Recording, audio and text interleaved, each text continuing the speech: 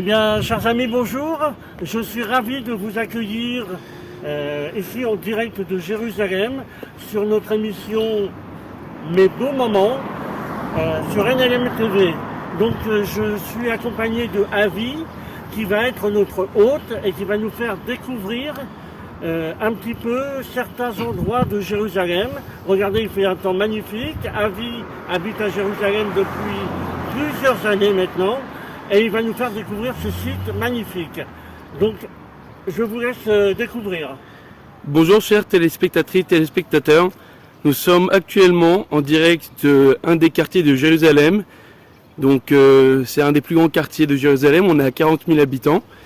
Et actuellement, je vais vous montrer un point culminant de Jérusalem où on apprécie une vue magnifique de toute cette belle ville de Jérusalem. Donc, je vous laisse découvrir en direct avec Marcel Ebo.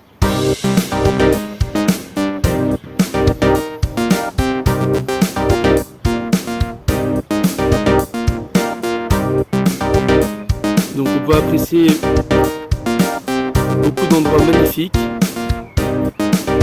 comme la Knesset, le mur des lamentations qui est vers la droite, et plein d'autres magnifiques paysages.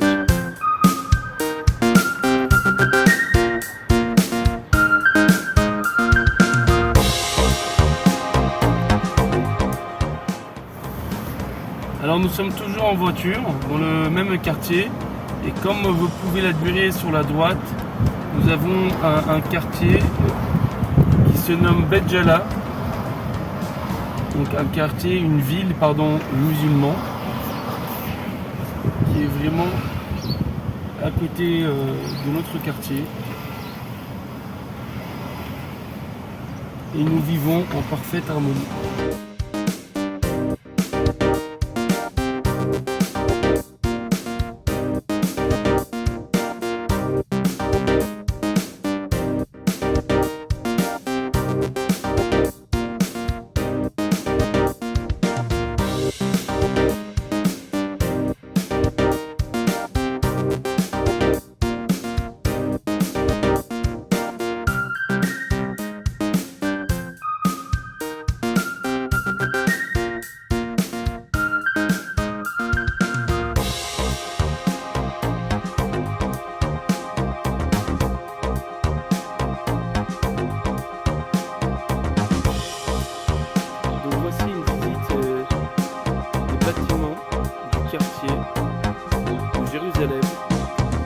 C'est un quartier qui a été construit après la guerre des 6 jours en 1971, donc il y a de cela 55 ans. Comme vous pouvez le voir, les pierres des bâtiments de Jérusalem sont spécifiques. On appelle vraiment ça les pierres de Jérusalem. Et en fait, c'est les pierres du mur des lamentations qui sont exactement pareilles.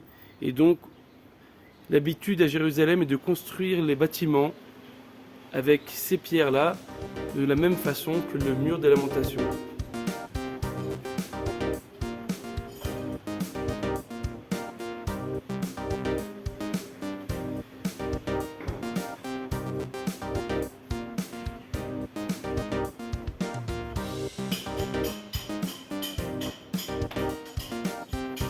Donc, comme vous pouvez le voir, ce sont vraiment de vieilles constructions, mais magnifiques et bien entretenues.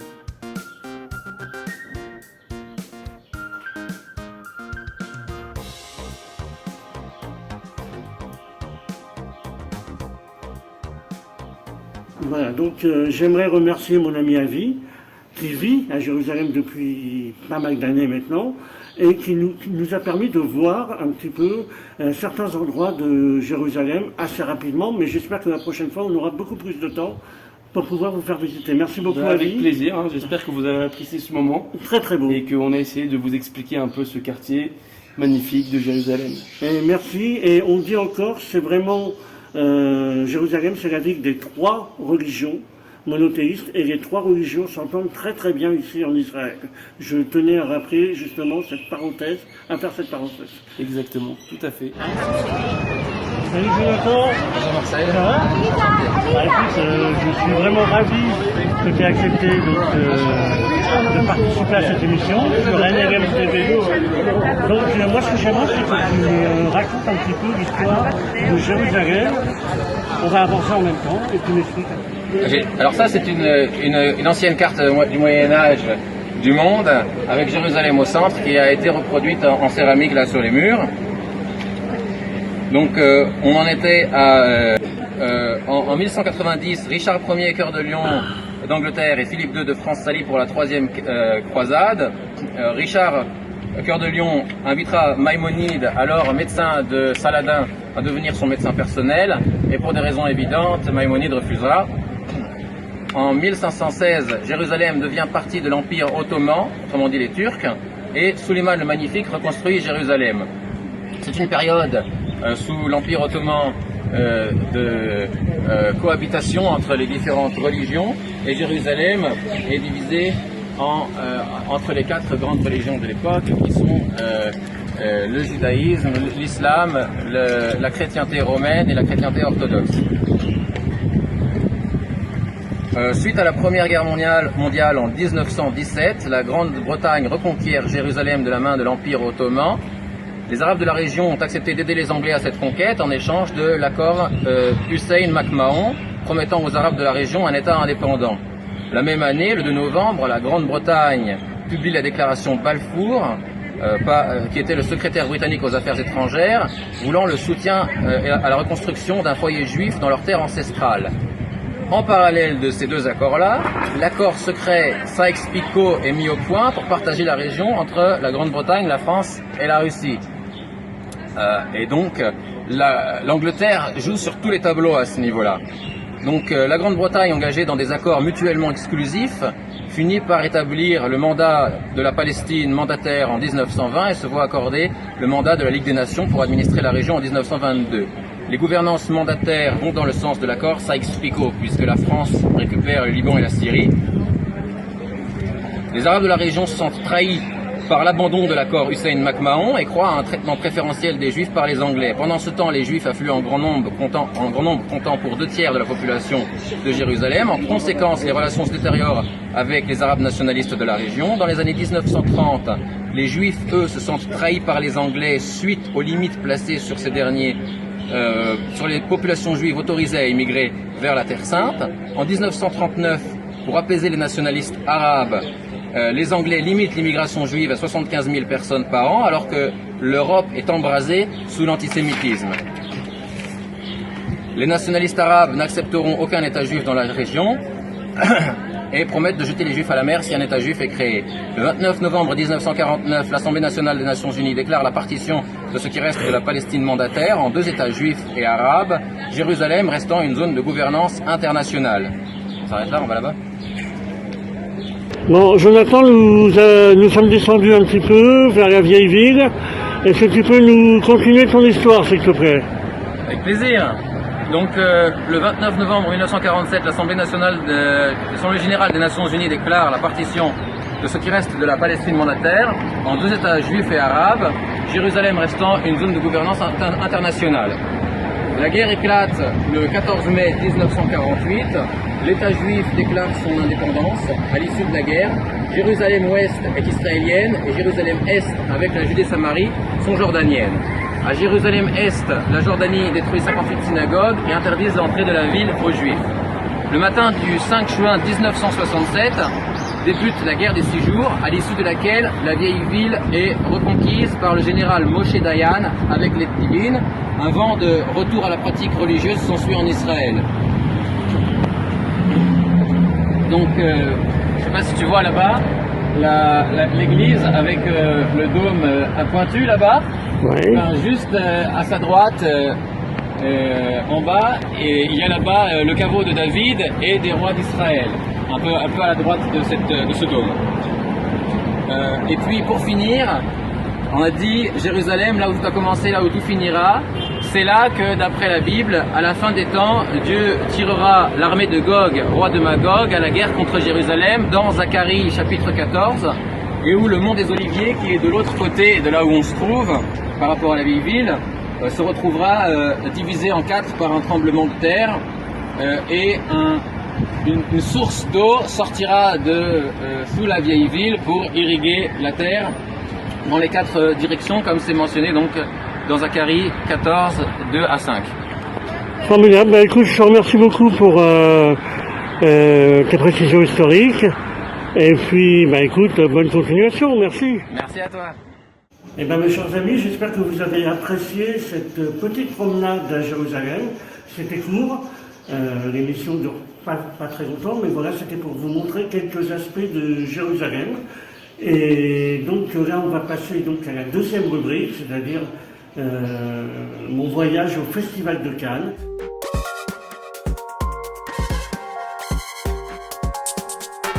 Je suis à Cannes et nous allons bientôt vous présenter les dessous de Cannes et de ce fameux festival que j'adore, qui existe déjà depuis 69 ans et où toutes les grandes stars dont je vous parle toutes les semaines sont passées. Voilà. Et évidemment, ça me fait quelque chose à moi de me retrouver ici au Festival de Cannes. Je vous dis à très vite et je vous embrasse. On avance encore. Et on se retrouve maintenant devant le super hôtel Majestic. Tu dois avoir des anecdotes à nous raconter. Il accueille les plus grandes stars. Angelina Jolie était encore là il y a 2 jours avec Liz Hurley, avec Hugh Grant qui était là aussi pour bien sûr monter le tapis rouge qui est juste à côté. Ouais, là, on va voir, on des festivals qu'on ira voir. Et sinon, non, toutes les grandes stars sont ici. Juliette Binoche, la présidente du jury de cette année, est ici. Donc non, tout se passe très bien et on a vraiment des stars. Tom Cruise, qui était là, qui a fait l'ouverture du festival, était là. Donc voilà, c'était vraiment très bien. Et tu as 2-3 photos à nous envoyer. Absolument, de Tom Cruise, le célèbre et pour son dernier film. Mission Impossible. Voilà, encore et une fois. Il continue toujours à son âge. C'est formidable. 62 ans, il est toujours paraît que c'est un des meilleurs. Et il ne se fait pas doubler. Toutes les scènes ne sont pas doublées, il est toujours... il fait tout lui-même. Bon, bah écoute, superbe. Voilà, il nous fait découvrir un petit peu les côtés magiques du Festival de Cannes. Hein. Merci encore, on va continuer à vous faire découvrir d'autres choses grâce à notre ami Jacques Benaroche. Pas mal d'hôtels. Ben oui, on a fait et le Martinez, le Carlton et maintenant le Majestic. Et qu'est-ce que tu peux nous raconter sur le Majestic? Ces célèbres stars qui sont venues dans cet hôtel. Qui? Angelina Jolie, Brad Pitt, Tom Cruise, ils sont tous ici au Majestic. Ils ont des suites, ils ont tout, parce que c'est tout près du palais des festivals pour monter les tapis rouges. Super, je suis ravi. Et ben voilà. Voilà, donc tu as... Attends. Alors ça c'est pas bien. Je vais te présenter une chanteuse qui, à mon avis, maintenant, tourne énormément de concerts. D'accord. Elle sort de disques. Ça va et toi, Elodie? Ça va bien? Le monde est petit, hein? C'est incroyable parce qu'elle doit passer dans mon émission. À l'émission dans la semaine prochaine. Dans mon émission prochainement. Voilà, bien. Je te présente Jacques Benaroche. Et tu vas chanter dans l'émission? On va chanter, danser tout. Tu as vraiment ce qu'il faut. Moi, je vais en profiter pour faire quelques photos au Festival de Cannes. Voilà. On organise ça, et bien. Alors Jacques, je te laisse... Oui, alors c'est très bien. On va maintenant vous montrer mon coup de cœur, qui est Monsieur Thierry Sforza.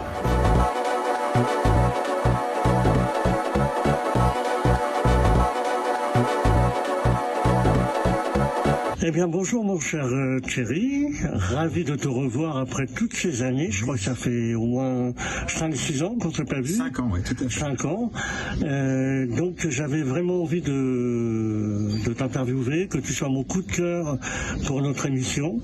Donc j'aimerais que déjà nous sommes dans un cadre magnifique. Écoute, on est dans un cadre fabuleux qui est le congrès de Paris, donc en bas de l'avenue de la Grande Armée. C'est vraiment fabuleux, on dirait qu'on va bientôt démarrer, on est dans l'Orient Express. Exactement. On se demande même si Hercule Poirot ne va pas se débarquer pour mener son enquête. Mon cher Thierry, j'aimerais que tu me parles un peu de ton parcours. Donc tu es auteur, parolier, je crois que tu as beaucoup d'activités à ton... tu as beaucoup d'activités. Donc voilà, raconte-nous un petit peu ton parcours, mon cher Thierry. En fait, je suis parolier librettiste. C'est-à-dire que j'écris des paroles de chansons et j'ai écrit des livrets de comédie musicale. Et mon parcours a été très chaotique parce que je viens d'une famille méditerranéenne, donc autant te dire que tout de suite on veut la sécurité. Donc mon père voulait que je sois avocat, donc j'ai fait des études de droit. Et puis quand je suis revenu de l'armée, je n'avais qu'une seule passion, c'était d'écrire des textes de chansons, parce que j'étais tombé sur un bouquin de Pierre Delanoë qui s'appelait La vie en chantant. Et quand j'ai lu ce bouquin-là, je me suis dit mais c'est ça que je veux faire. Et quand je l'ai dit à mon père, il m'a dit c'est très simple. Soit tu reprends tes études d'avocat, soit tu prends la porte. Et à ce jour-là, j'ai pris la porte et je suis parti. Parce que j'étais passionné par ça, donc autant te dire que je connaissais personne. Donc je suis allé au Monoprix du coin, retourner les pochettes de disques et regarder les adresses des maisons de disques. Bien sûr, ça ne fonctionnait jamais. Et puis donc j'avais pris une petite pièce dans le 17e arrondissement, avec les toilettes sur le palier, etc. La Bohème, tu vois, d'Aznavour, pur et dur. Et puis j'avais ma grand-mère italienne, tu vois, qui ne parlait pas un mot de français et qui ne savait ni lire ni écrire, qui chaque semaine me donnait 50 francs, parce qu'elle me disait, il faut pas que tu te fasses couper le téléphone. En même temps, personne m'appelait, mais bon, c'est pas grave. Et puis un jour, elle arrive, alors qu'elle était illettrée, tu vois, avec une lettre qui s'adressait à Télé 7 jours, et elle dit tu vas envoyer un sketch parce que ma copine m'a dit que dans Télé 7 jours, Chantal Gallia, qui était à l'époque une grande imitatrice, cherche un auteur. Mais je lui dis écoute, moi j'écris des poèmes qui peuvent peut-être se transformer en chansons, mais pas des sketchs. Mais comme avec des copains, tu vois, chaque fois que j'avais bu un petit coup de trop, j'aimais bien déconner. Edith Cresson qui venait d'arriver au pouvoir, donc on est en 91, 92, tu vois. Je me dis bah tiens, je vais faire un truc sur elle, et j'ai écrit un sketch qui n'était pas le meilleur, hein, mais c'est le premier, qui s'appelait Cresson et Lumière, et on envoie ça au courrier des lecteurs de Télé 7 jours. Autant te dire que je n'y pense jamais. Tu vois, pour moi, j'ai fait plaisir à ma grand-mère, c'était une bouteille à la mer ou à l'amour, je ne sais pas. Et puis point. Seulement 4 mois après, un dimanche matin, j'ai un coup de fil de Chantal Gallia. Et au départ, je dis bonjour, c'est Chantal Gallia, c'est ça, et moi je suis le pape. Non, mais Thierry, je suis Chantal Gallia, j'ai votre sketch sous les yeux, qui m'a fait mourir de rire, et j'ai 2 questions. Est-ce que vous êtes libre, est-ce que vous êtes juif? Je dis, bah écoutez, les deux, mon capitaine. Et à partir de là, je l'ai rencontrée et on a commencé à écrire ensemble. Et moi, je découvrais, tu vois, c'est elle qui m'a appris, que Dieu ait son âme, Chantal, mais qui m'a appris à écrire des sketchs, des parodies, etc. Et on se trouve à Valbonne, dans sa propriété. Donc on est, tu vois, en août 91. Et elle me dit, le 22 novembre prochain, je fais la Renaissance. À Paris, est-ce que vous voulez m'écrire mon spectacle? Et moi, je m'entends lui dire, mais pas de problème. Alors que je n'avais jamais écrit de spectacle de ma vie, tu vois, en rentrant, je me souviens toujours, sur l'autoroute, je me dis, mais qu'est-ce que t'es con, mais qu'est-ce que tu vas lui dire?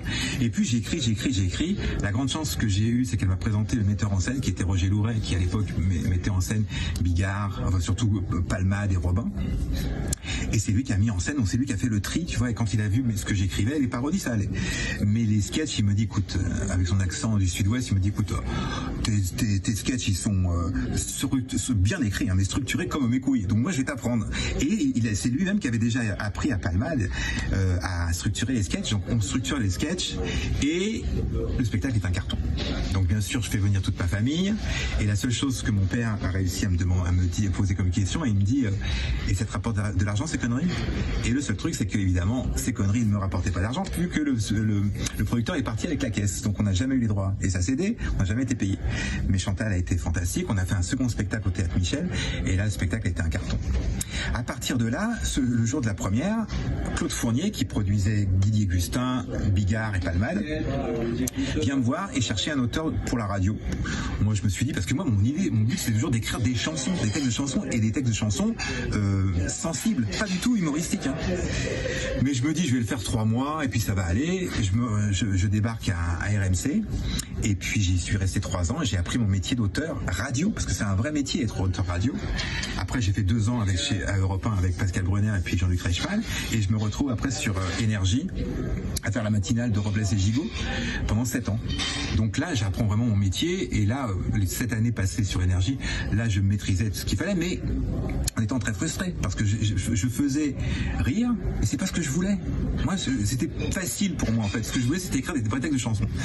Jusqu'en 98, tu vois, et en 98, on est en mai, la Coupe du Monde va bientôt arriver, et je sais que Henri Bellolo, qui est producteur des Village People, évidemment, cherche une chanson. Donc avec mon pote Martial Cool, on va le voir et on lui parle.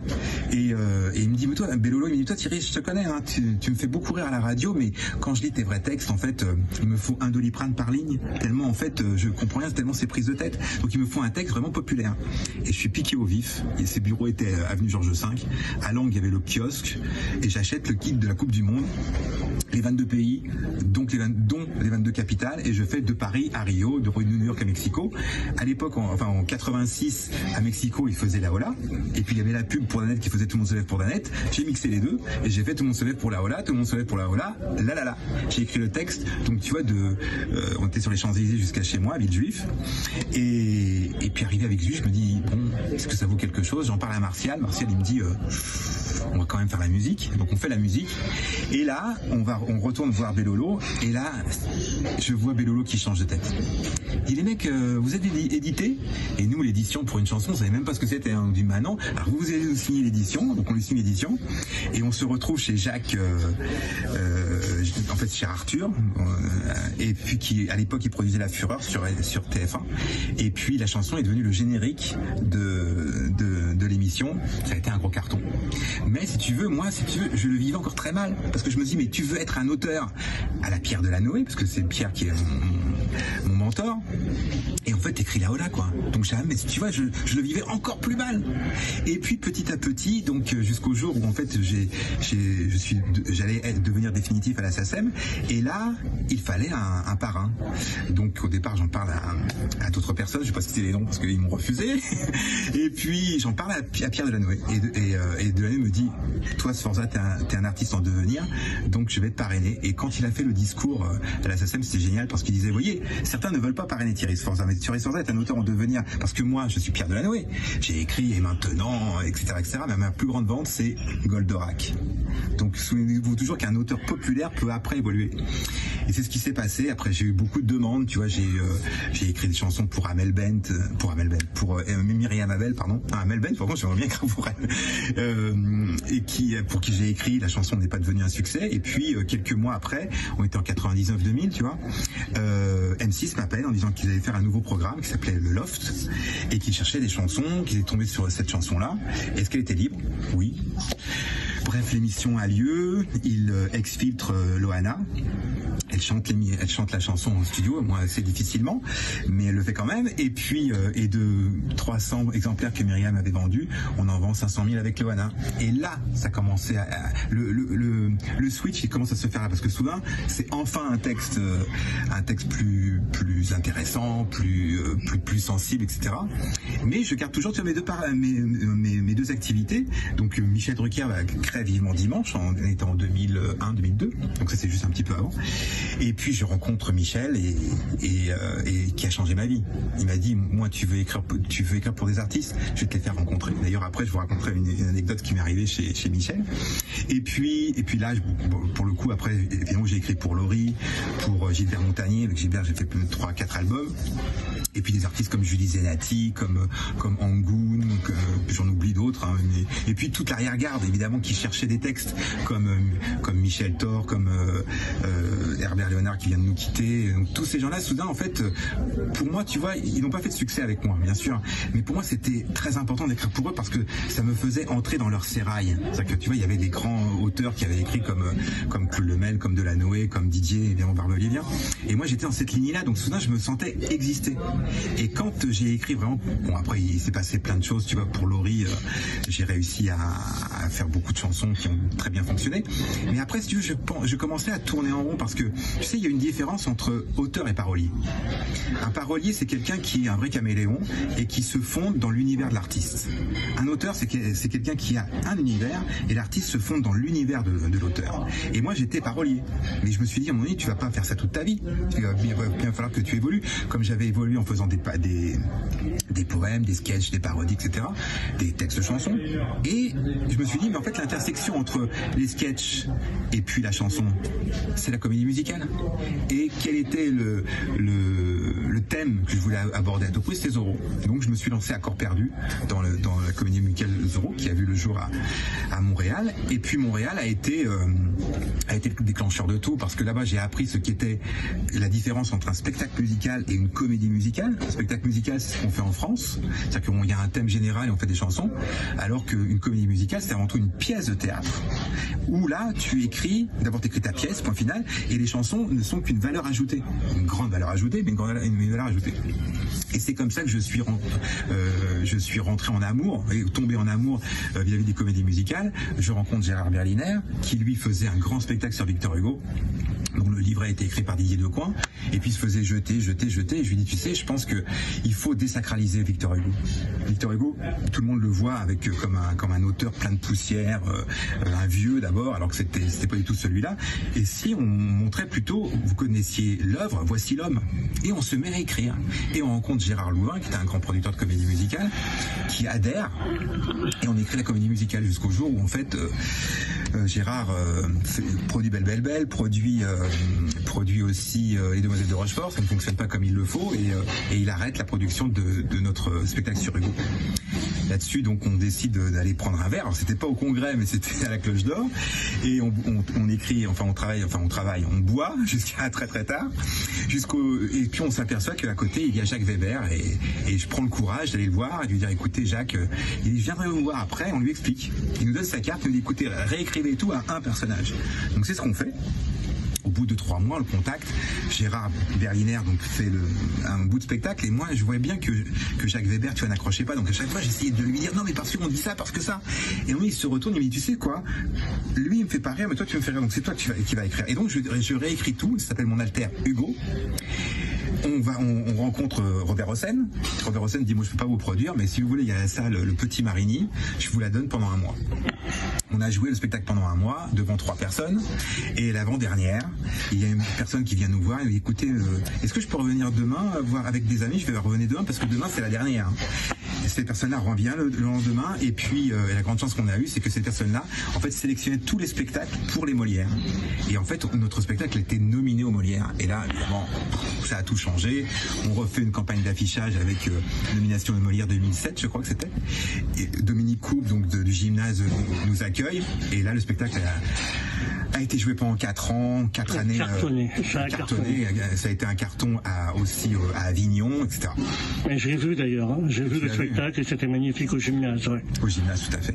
Et puis après, je me suis dit, on va vers la comédie musicale. François Valéry m'a appelé, on a fait L'ombre d'un géant à Mogador, on a fait Dracula, j'ai fait les enfants de l'Olympia, j'en ai fait, je sais pas, une dizaine à peu près. Et puis Juliette Drouet est revenue, Hugo est revenu dans ma vie grâce à Juliette Drouet, lors d'un déjeuner commun que nous avons fait Christian de Ronceret et puis Gérald Dahan. Christian de Ronceret à déjeuner me dit, j'ai peut-être produire un spectacle sur Juliette Drouet, ça te parle? Je lui dis, non, tu me parles, moi Juliette Drouet, mais j'ai fait il y a quelques années un spectacle sur Hugo. Et il me fait rencontrer Karine Claire, et on réécrit tout le spectacle qui a été joué au théâtre Hébertot, qui a été un gros carton aussi. On a joué aussi à Avignon, etc. Que j'ai vu aussi. Que tu as vu aussi en plus. Tu vois, t'es un vrai fidèle. Hein, chaque fois tu as vu tout ça. Et puis à côté de ça, il y a eu plein de chansons, tu vois, qui ont eu lieu. Bon, après le Covid est arrivé, donc ça a mis un vrai coup parce que après il a fallu redémarrer. Et puis en 2022, j'ai été approché en fait par Julien Voisin, qui m'a appelé, qui est pompier de Paris, hein, qui me demandait si je voulais écrire une chanson pour les pompiers de Paris. Donc je me suis dit au départ, ouais, pourquoi pas, peut-être, on verra. Et puis en fait c'était un appel d'offres. Donc en fait j'ai fait un premier texte qui s'appelait France, qui a été chanté par Candice Paris, dont la musique est de Rick Allison. Et cette chanson a été interprétée au 14 juillet 2022. Il n'y avait pas eu de création de chanson depuis Rouget de Lille et la Marseillaise. Et la chanson a été un immense succès. Donc là ça m'a permis aussi d'asseoir, tu vois, mon rôle d'auteur cette fois-ci et pas de parolier. Et puis voilà, et puis juste après le Covid, si tu veux, je me suis dit, bon, t'as écrit Mon alter Hugo, t'as écrit Juliette Drouet, et maintenant si tu faisais une grande comédie musicale, celle dont tu rêvais avec Gérard Berliner, sur Victor Hugo. Et c'est ce que je fais. Donc j'ai écrit un spectacle en 5 actes qui s'appelle Moi Victor Hugo, et qu'on jouera en 2026 à Paris. Alors, donc ça va faire partie de tes projets. Voilà. J'aimerais juste que tu me racontes une année, mais une seule, parce parce que c'est vrai que le temps passe. Oui. Une anecdote, je sais, avec Johnny Hallyday que tu as. Si tu peux nous raconter cette anecdote. Eh bien, c'était au moment où j'étais chez Michel Drucker, donc on travaillait sur Vivement Dimanche. J'avais dit, écoute Michel, enfin écoutez, parce que je vous vois, j'aimerais vraiment rencontrer Johnny Hallyday. Il m'avait dit, écoute, à la fin de l'émission, je te fais rencontrer, puis ça se fait pas. Donc il est 18h30, c'est en hiver, donc je me dis, tu vas chercher ton manteau en coulisses et puis tu repars, tant pis. Donc je vais chercher, et puis les coulisses de chez Michel sont très étroites, donc en fait on peut passer qu'à une seule personne. Et à un moment donné, je vois une personne un peu claudicante, etc. Et je me dis, mais c'est pas possible, je vais pas me retrouver nez à nez face à Johnny Hallyday, mon idole. Et c'est ce qui se passe, donc je me retrouve, mais vraiment quand je dis nez à nez, on était à 30 cm l'un de l'autre, quoi, tu vois. Et il me regarde, et puis la seule mot que me dit mon idole face à moi, il me dit, c'est où les chiottes? Je me dis, Johnny, en fait, les chiottes, c'est le deuxième à droite. Et je voyais vraiment une personne vieillissante, rabougrie, etc. Et il tourne les talons, quoi, tu vois, il fait 1 mètre, et puis il s'aperçoit qu'il n'a pas dit merci. Et là, il se retourne vers moi, et avec son sourire, c'est fantastique, et son regard bleu acier, il me dit, merci. Et là, écoute, Marcel, j'ai l'impression qu'il avait gagné 50 ans en 2 secondes, quoi, tu vois, il était géantissime. Et là, je me suis dit, mais c'est pas par hasard qu'on le surnomme le Phénix. Il renaît de ses cendres en un éclair de seconde. Ça a été mon anecdote fabuleuse avec Johnny Hallyday. Formidable. Et donc ton projet maintenant, on va y arriver en 2 minutes. Donc c'est cette histoire de Victor Hugo, c'est ça? Voilà, Victor Hugo. Donc si tu veux, je suis allé à la recherche d'un grand compositeur et d'un grand metteur en scène. Donc je peux pas encore vous citer les noms, mais disons qu'il y a un metteur en scène qui a beaucoup œuvré pour une grande manifestation qui a eu lieu il y a peu de temps en France et à Paris, et puis aussi un grand compositeur. Donc tu nous donneras des nouvelles. Ah je vous donnerai des tu nouvelles. nous diras tout ça. Et puis comme tu as porté chance en voyant et Victor Hugo et Juliette Drouet, et bien tu iras voir le 3e spectacle. Avec un grand plaisir, et on en parlera directement dans notre émission. Le jour où ça sortira, tu feras partie de nos invités, j'espère. Avec un grand plaisir, et puis j'espère avec le metteur en scène et puis le compositeur. D'accord. Écoute Thierry, je te remercie pour cette interview. Merci à toi Marcel. Merci. Et puis j'espère à très vite, et bonne chance pour la suite. Merci beaucoup. À bientôt. À bientôt.